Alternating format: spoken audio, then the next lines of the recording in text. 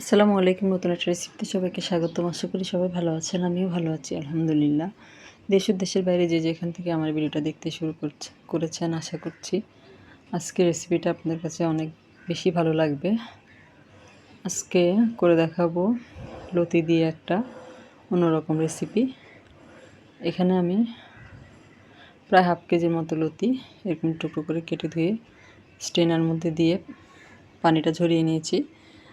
আর এখানে একটা বাটির মধ্যে নিয়েছি ছোটো সাইজের 3টা রসুন, বড় সাইজের একটা পেঁয়াজ এরকম করে কেটে নিয়েছি। রসুন এবং পেঁয়াজটাকে একসাথে ব্লেন্ড করে নিব। আপনারা চাইলে পাটায় বেটে নিতে পারেন।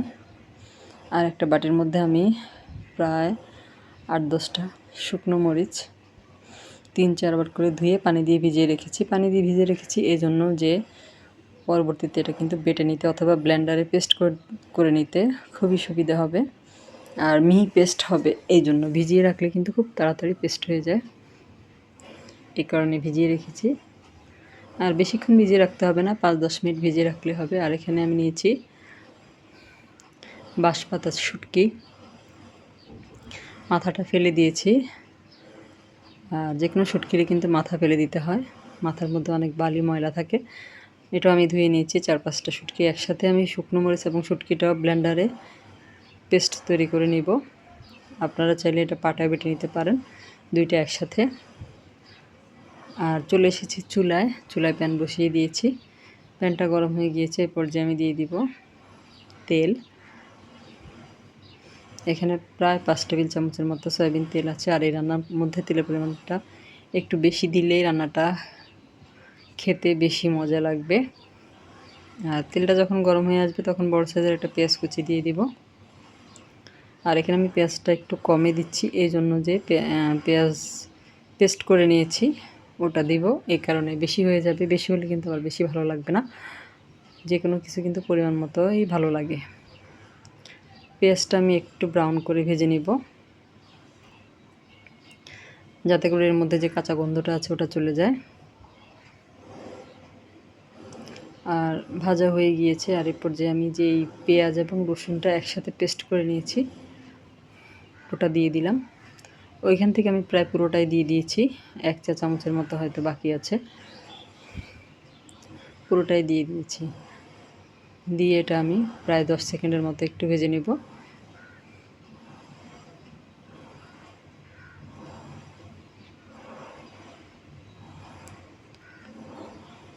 এই পর্যায়ে দিয়ে দিব আমি হলুদের গুঁড়ো, সুন্দর একটা কালারের জন্য। এখানে আমি 1 চা চামচের মতো হলুদের গুঁড়ো দিয়েছি।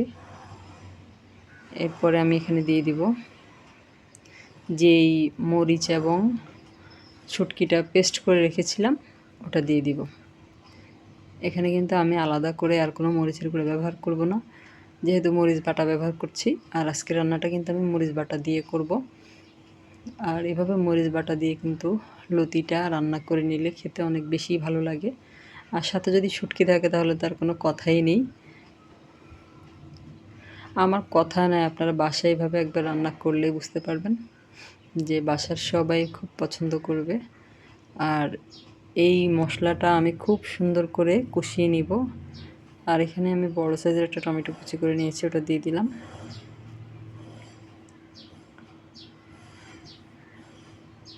আর বাটিতে ধুয়ে আমি হাফ কাপের মতো, যে বাটিতে মরিচ পেস্ট করেছিলাম, হাফ কাপের মতো পানি এখানে আমি দিয়ে দিলাম মশলাটা খুব ভালো মতো কষিয়ে নেওয়ার জন্য। আর শুটকির একটা সুন্দর সুঘ্রাণ আসছে এটা কষানোর সময়ই। আপনারা বাসায় একবার তৈরি করবেন তাহলে বুঝতে পারবেন। আর দিয়ে দিলাম স্বাদ অনুযায়ী লবণ। আর মশলাটা খুব ভালো মতো কষিয়ে নিব তেলটা ছেড়ে আসা পর্যন্ত।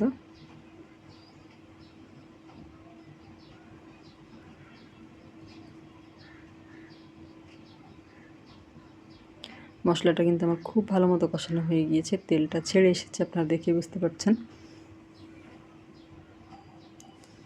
আর এই পর্যায়ে আগে থেকে কেটে ধুয়ে রাখা লতিগুলো দিয়ে দিব।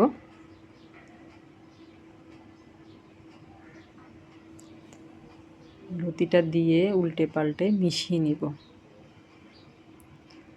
এই যে খুব ভালো মতো নেড়ে চেড়ে মিশিয়ে নিয়েছি।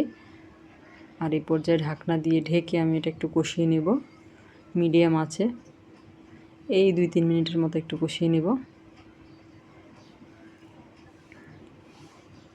আর যারা আমার চ্যানেলে নতুন আজকে প্রথম ভিডিও দেখছেন, যদি রেসিপিটা আপনাদের ভালো লাগে তাহলে আমার চ্যানেলটাকে সাবস্ক্রাইব করে পাশে থাকা বেল বাটনটা অল অপশনে প্রেস করে দিবেন। তাতে করে আমি পরবর্তীতে যত ভিডিও দিব তার নোটিফিকেশন সবার আগে আপনাদের কাছে পৌঁছে যাবে। আর 2-3 মিনিট পরে খুব ভালো মতো কষানো হয়ে গিয়েছে লতিটা। এই যে খুব সুন্দর করে তেলটা ছেড়ে এসেছে। আর এই পর্যায়ে আমি দিয়ে দিব পানি।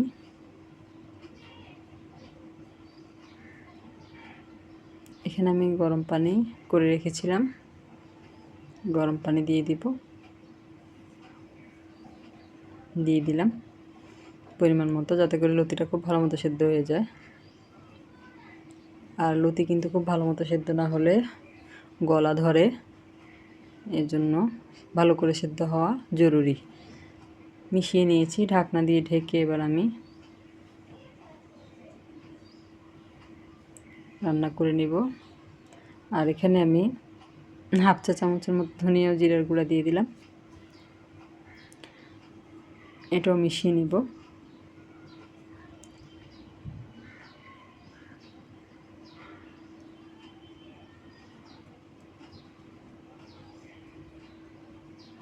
আর এই পর্যায়ে ঢাকনা দিয়ে ঢেকে এটা আমি রান্না করে নেব মিডিয়াম আঁচে। প্রায় 6-7 মিনিটের মতো রান্না করে নিলে কিন্তু লতিটা খুব ভালো মতো সেদ্ধ হয়ে যাবে। আর এই যে 7 মিনিট পর আপনাদেরকে আমি ঢাকনাটা তুলে দেখাচ্ছি যে খুব সুন্দর করে সেদ্ধ হয়ে গিয়েছে লতিটা। আর পরিমাণও কিন্তু অনেকটা কমে এসেছে। আর এটা কিন্তু আমি এরকমই ঝোল রাখবো, অর্থাৎ একবার বেশি না আবার একেবারে কমও না, ঠিক এরকম ঝোলটা থাকবে। আপনারা চাইলে আরেকটু টেনে নিতে পারেন, সেক্ষেত্রেও কিন্তু ভালো লাগবে। লতি তরকারি যত ঝোল কম থাকে ততই কিন্তু ভালো লাগে খেতে। রান্নাটা কিন্তু আমার প্রায় হয়ে গিয়েছে, আমি চুলাটা বন্ধ করে দিব। আর রেসিপিটা আপনাদের কাছে কেমন লাগলো অবশ্যই কমেন্ট করে জানাবেন।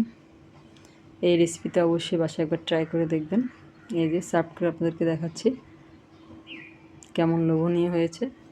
গরম ভাতের সাথে একটা রেসিপি থাকলে হবে, আর কিছুই লাগবে না। আজ এ পর্যন্তই, আল্লাহ হাফেজ।